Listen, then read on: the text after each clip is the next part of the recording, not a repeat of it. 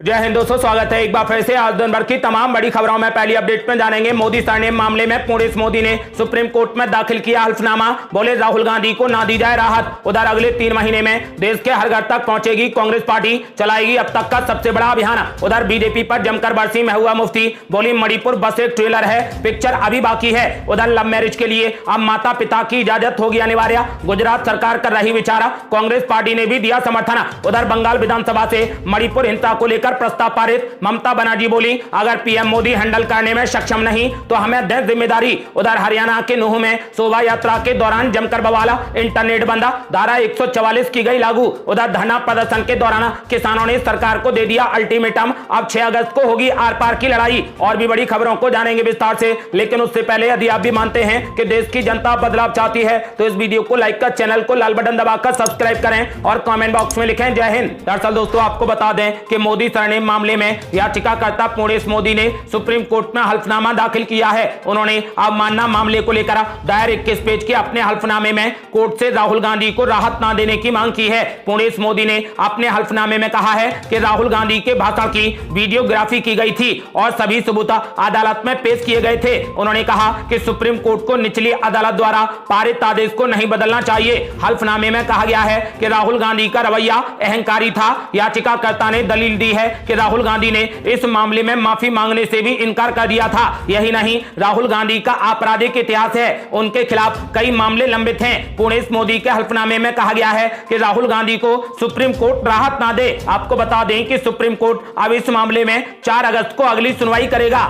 और बड़ी खबर, अगले 3 महीने में देश के हर घर तक पहुंचेगी कांग्रेस पार्टी, चलाएगी अब तक का सबसे बड़ा अभियान। दरअसल दोस्तों आपको बता दें कि कांग्रेस पार्टी ने अगले कुछ दिनों के भीतर केंद्र सरकार को घेरने के लिए एक बार फिर से जनता के उन मुद्दों में से एक मुद्दे को बाहर निकाला है जिस पर पार्टी ने अब तक की सबसे बड़ी रणनीति तैयार की है। पार्टी से जुड़े नेताओं के मुताबिक अगले 90 दिनों के भीतर सभी राज्यों में एक बड़े जन अभियान के माध्यम से डीजल और पेट्रोल पर वसूले जा रहे टैक्स और सरकारी प्राइवेट कंपनियों को होने वाले मुनाफे के बारे में बताएगी। कांग्रेस पार्टी से जुड़े नेताओं का कहना है कि जिस तरीके से उनकी पार्टी ने हिमाचल प्रदेश और कर्नाटक में जनता से जुड़े सीधे मुद्दों को उनके बीच में ले जाकर रखा है, ठीक उसी तरीके से इस मुद्दे को भी वो जनता के बीच में ले जाएंगे। कांग्रेस पार्टी से जुड़े वरिष्ठ नेता जयराम रमेश ने कहा कि बीते 1 साल के भीतर कच्चे तेल की कीमतों में 35% की गिरावट हुई है, बावजूद इसके डीजल और पेट्रोल की कीमतों में कोई भी कमी नहीं की गई। जयराम रमेश का आरोप है कि केंद्र सरकार डीजल और पेट्रोल के माध्यम से न सिर्फ मुनाफाखोरी कर रही है बल्कि जनता को मिलने वाली राहत भी नहीं दी जा रही। कांग्रेस पार्टी से जुड़े नेताओं का कहना है कि इतनी बड़ी मुनाफाखोरी पर उनकी पार्टी चुप नहीं रहने वाली है। केंद्र सरकार की ओर से जनता के साथ में हो रही लूट के बारे में उनके कार्यकर्ता हर घर हर दर पर जाकर इसके बारे में बताएंगे। इसके लिए जल्द ही एक बड़ा अभियान समूचे देश में चलाया जाएगा। आपको बता दें कि कांग्रेस पार्टी ने बीजेपी के खिलाफ हर घर हर दर अभियान का ऐलान कर दिया है। और बड़ी खबर, बीजेपी पर जमकर बरसी महबूबा मुफ्ती। बोली मणिपुर बस एक ट्रेलर है, पिक्चर अभी बाकी है। दरअसल दोस्तों आपको बता दें कि पीडीपी अध्यक्ष महबूबा मुफ्ती ने पार्टी के 24वें स्थापना दिवस के मौके पर बीजेपी और पीएम मोदी पर तीखा प्रहार किया। महबूबा मुफ्ती ने आरोप लगाया कि बीजेपी पूरे देश में मणिपुर जैसे हालात पैदा करना चाहती है। श्रीनगर के शेरे कश्मीर पार्क में आयोजित एक रैली को संबोधित करते हुए महबूबा मुफ्ती ने कहा कि विपक्षी दलों को पार्टी लाइनों से ऊपर उठना चाहिए और बीजेपी को हराने के लिए नहीं बल्कि देश और संविधान को बचाने के लिए एक अटूट गठबंधन बनाना चाहिए। महबूबा मुफ्ती ने कहा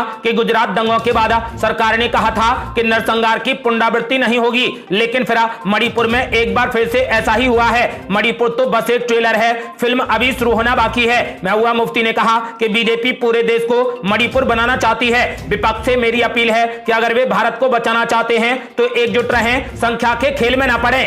और बड़ी खबर, लव मैरिज के लिए माता पिता की इजाजत होगी अनिवार्य, गुजरात सरकार कर रही विचार, कांग्रेस ने भी दिया समर्थन। दरअसल दोस्तों आपको बता दें कि गुजरात के मुख्यमंत्री भूपेंद्र पटेल ने कहा कि उनकी सरकार इस बात का अध्ययन करेगी कि क्या प्रेम विवाह के लिए माता पिता की अनुमति को अनिवार्य बनाने का प्रावधान संवैधानिक सीमा में रहकर किया जा सकता है अथवा नहीं। भूपेंद्र पटेल ने ये टिप्पणी पाटीदार समुदाय के कुछ धड़ों द्वारा प्रेम विवाह के लिए माता पिता की अनुमति को अनिवार्य बनाने की मांग के जवाब में की। आपको बता दें कि इसको लेकर लेकर कांग्रेस विधायक इमरान खेड़ावाला ने कहा कि अगर सरकार विधानसभा में इस संबंध में कोई विधेयक लेकर आती है तो हम उसका समर्थन करेंगे। उन्होंने कहा कि ऐसा समय जिसमें प्रेम विवाह के दौरान माता पिता को नजरअंदाज कर दिया जाता है, सरकार प्रेम विवाह के लिए विशेष प्रावधान करने पर विचार कर रही है जो संवैधानिक हो। खेड़ावाला ने कहा कि मुख्यमंत्री ने भरोसा दिलाया है कि प्रेम विवाह के लिए माता पिता की अनुमति को अनिवार्य बनाने को लेकर अध्ययन कराया जाएगा। अगर राज्य सरकार विधानसभा सत्र में ऐसा कोई विधेयक लाती है तो हम उसका समर्थन करेंगे। और ये बड़ी खबर, बंगाल विधानसभा से मणिपुर हिंसा को लेकर प्रस्ताव पारित। ममता बनर्जी बोली, अगर पीएम मोदी हैंडल करने में सक्षम नहीं तो हमें दें जिम्मेदारी। दरअसल दोस्तों आपको बता दें कि मणिपुर हिंसा को लेकर विपक्षी दल लगातार केंद्र सरकार पर हमला कर रहे हैं। इस बीच पश्चिम बंगाल विधानसभा में सोमवार को मणिपुर में हुई हिंसा को लेकर निंदा प्रस्ताव पारित किया गया। इस दौरान विधानसभा में टीएमसी प्रमुख ममता बनर्जी ने केंद्र सरकार और पीएम मोदी पर जमकर हमला बोला। ममता बनर्जी ने कहा कि मणिपुर जल रहा है और बीजेपी बंगाल में टीम भेजने में व्यस्त है। उन्होंने कहा कि प्रधानमंत्री नरेंद्र मोदी को मणिपुर पर बयान देना चाहिए। ममता बनर्जी ने कहा कि अगर पीएम मोदी इसे संभालने में असमर्थ हैं तो वो हमें इसकी जिम्मेदारी दें, हम उनसे बेहतर तरीके से इसे संभाल लेंगे। उन्होंने कहा कि बीजेपी बेटी जलाओ और बेटी हटाओ कर रही है। ममता बनर्जी ने कहा कि मुझे बीजेपी से ज्ञान नहीं चाहिए। ममता बनर्जी ने बाकी राज्यों में विरोधी दलों से भी अनुरोध करते हुए कहा कि वे भी हमारी तरह विधानसभा में इस पर चर्चा करें। मणिपुर में जो हुआ उसे देखकर हम स्तब्ध हैं। उन्होंने कहा कि हम बीजेपी नहीं हैं कि अपने फायदे के लिए लोगों की जान से खेलेंगे। उन्होंने कहा कि 350 चर्च जला दिए गए, कई घर जला दिए गए, महिलाओं के साथ बलात्कार हुआ, छेड़छाड़ हुई और अपमान किया गया। ममता बनर्जी ने पीएम मोदी से कहा कि अगर पीएम मोदी इसे संभालने में असमर्थ हैं तो इसकी जिम्मेदारी हमें दें, हम उनसे बेहतर तरीके से मणिपुर को संभालेंगे। और बड़ी खबर, विपक्ष पर जमकर बरसी निर्मला सीतारमण, बोली मणिपुर मुद्दे पर सिर्फ घड़ियाली आंसू बहा रहा विपक्ष। दरअसल दोस्तों आपको बता दें कि मणिपुर हिंसा को लेकर सरकार और विपक्ष एक दूसरे के आमने सामने हैं। विपक्षी सांसद लगातार इस मामले को लेकर सरकार को घेरने की कोशिश कर रहे हैं। हाल ही में विपक्षी गठबंधन इंडिया के सांसद मणिपुर का दौरा करके आए हैं, जिसके बाद सरकार पर हमला और तेज हो गया है। इसी बीच केंद्रीय मंत्री निर्मला सीतारमण ने सरकार का बचाव करते हुए विपक्ष पर जबरदस्त हमला बोला। निर्मला सीतारमण ने विपक्ष पर आरोप लगाया कि वो मणिपुर संकट पर लगातार गोल पोस्ट बदल रहा है और संसद को नहीं चलने दे रहा। केंद्रीय वित्त मंत्री निर्मला सीतारमण ने कहा कि सरकार संसद में मणिपुर हिंसा पर चर्चा करने के लिए तैयार है, लेकिन विपक्ष ने ऐसा नहीं होने दिया। इस दौरान उन्होंने कहा कि जब चर्चा की बात आती है तो विपक्ष हंगामा कर देता है, वो खुद इस मामले पर चर्चा नहीं होने दे रहा।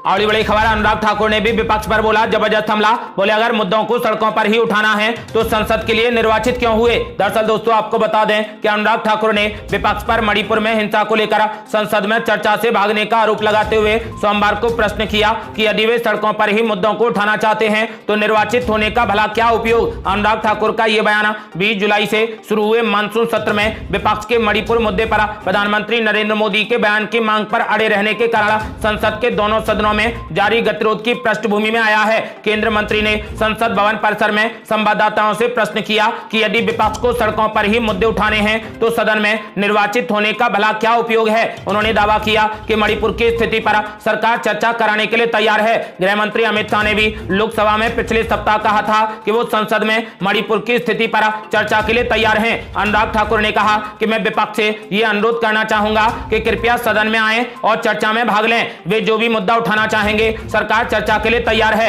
विपक्ष की ऐसी क्या व्यवस्था है जो वो चर्चा से भाग रहे हैं। उन्होंने दावा किया कि विपक्ष सदन से भागने के मौके ढूंढ रहा है। अनुराग ठाकुर ने कहा कि वे केवल भागने में विश्वास रखते हैं, चर्चा में भाग लेने में नहीं। उन्होंने कहा कि वे खबरों में बने रहना चाहते हैं किंतु चर्चा में भाग नहीं लेते हैं। अनुराग ठाकुर ने कहा कि इससे यह स्पष्ट हो गया है कि वे चुनावी साल में सिर्फ राजनीति कर रहे हैं।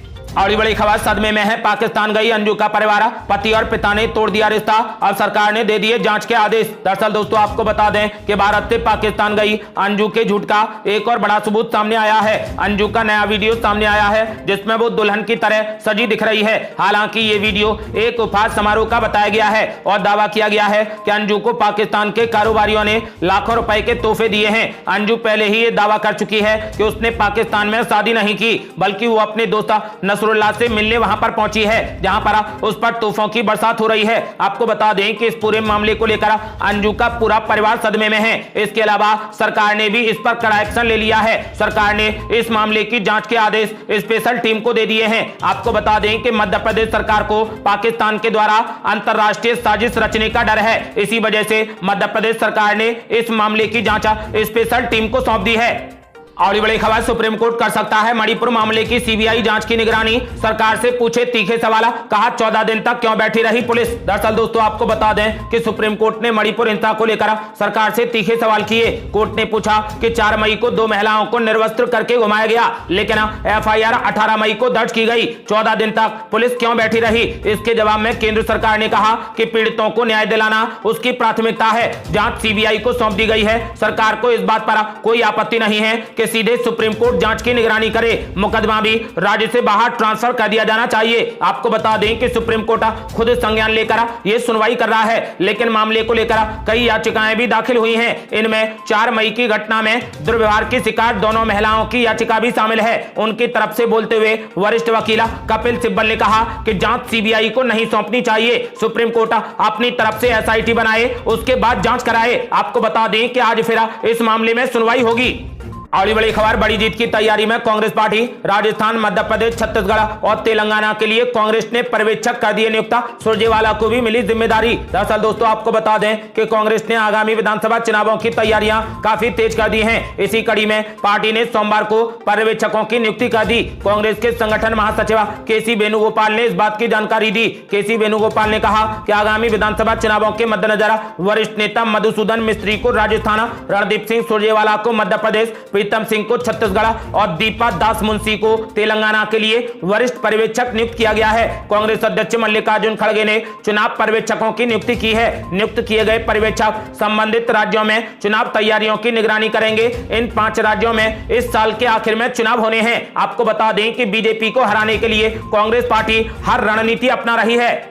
और बड़ी खबर, दिल्ली अध्यादेश से जुड़ा बिल आज लोकसभा में किया जाएगा पेश। कांग्रेस नेता ने बीजेपी का कर दिया समर्थन। संदीप दीक्षित बोले ये बिल पास होना चाहिए। दरअसल दोस्तों आपको बता दें कि दिल्ली के अधिकारियों की ट्रांसफर और पोस्टिंग से जुड़ा केंद्र सरकार के अध्यादेश से संबंधित बिल आज लोकसभा में पेश किया जाएगा। दिल्ली की सत्तारूढ़ आम आदमी पार्टी केंद्र सरकार के अध्यादेश बिल का जमकर विरोध कर रही है। आम आदमी पार्टी ने विपक्षी गठबंधन को इस बिल के विरोध में संसद में वोट डालने के लिए भी मना लिया है। आपको बता दें कि दिल्ली अध्यादेश विधेयक के खिलाफ संसद में कांग्रेस पार्टी ने राष्ट्रीय राजधानी दिल्ली की आम आदमी पार्टी सरकार को समर्थन देने का फैसला किया है। वहीं इस बीच कांग्रेस नेता संदीप दीक्षित का कहना है कि इस विधेयक का विरोध करना गलत है। वहीं संदीप दीक्षित के बयान पर आम आदमी पार्टी ने जवाब देते हुए कहा कि उनकी राय का कोई भी महत्व नहीं है जब कांग्रेस हमारा समर्थन कर रही है। समाचार एजेंसी एएनआई के मुताबिक संदीप दीक्षित ने कहा कि लोकसभा में तो बीजेपी का बहुमत है, सीधी सी बात है कि बिल पास हो जाएगा और बिल पास होना भी चाहिए। उन्होंने कहा कि दिल्ली के स्टेट के हिसाब से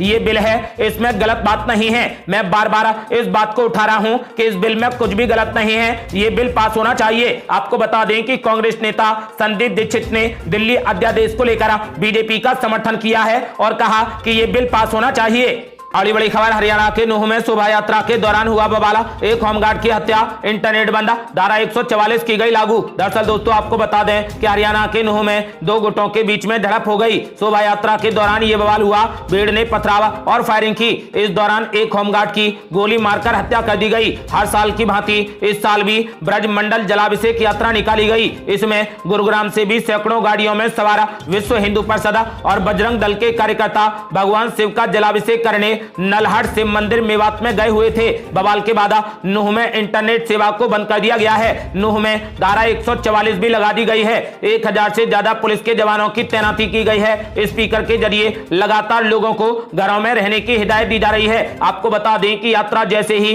शिव मंदिर नलहट पहुंची, उसी दौरान शरारती तत्वों ने यात्रा पर पथराव शुरू कर दिया और कई गाड़ियों में भी आगजनी और तोड़फोड़ कर डाली। आपको बता दें कि फिलहाल यहां पर माहौल तनावपूर्ण है, जिसके बाद इंटरनेट बंद कर दिया गया और धारा 144 लागू कर दी गई।